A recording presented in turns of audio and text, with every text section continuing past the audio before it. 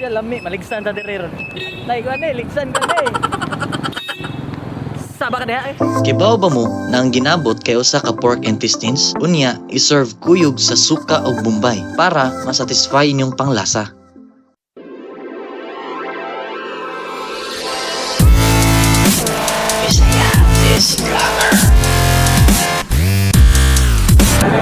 So what's up mga guys, na ako diri sa ginabutan sa Mactan. So atong tanaw nilang mga pagkaon diri kung lami pa jud ilang ginabot, no.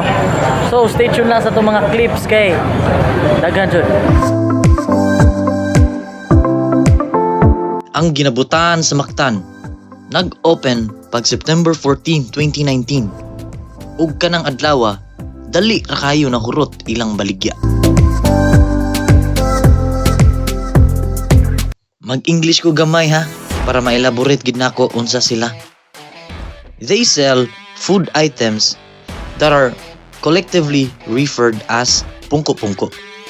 Parehas anang nguyong tinag-as, lumpia tauge, longganisa, pork chop, tambok sa baboy, bola-bola, o ang all-time favorite ang ginabot na nailhan sa kadaghanan as chicharon bulaklak.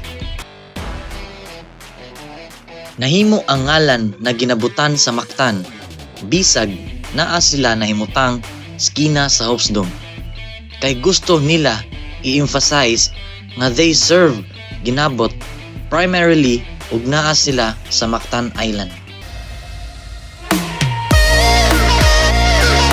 Ang tibuok idea nahimo tuig na kapin na admire pod sila ug nisuporta sa mga local street food sa Sugbo. Labi na ug musikat na lugar na naay pungko-pungko.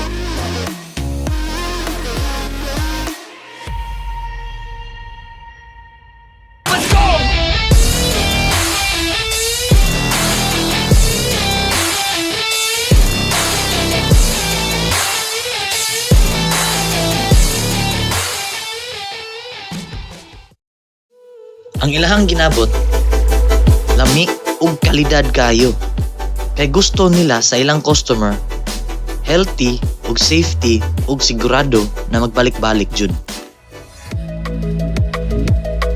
Ilahang lugar, dili sosyal, pero maka-assure sila na classy ug safe para sa customer. Plus factor, limpyo sad ang palibot.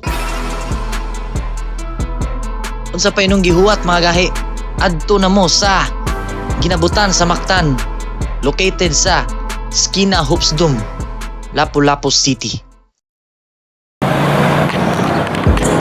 So what's up mga guys, naman na dyan nagkaon dito sa ginabutan sa Mactan. Ganyan, hapit kita maligsan good. So stay tuned lang sa next vlog kay magkaon na po ta sunod po na po. Bye! Shout out pala sa mga taong kumakain ng ginabutan.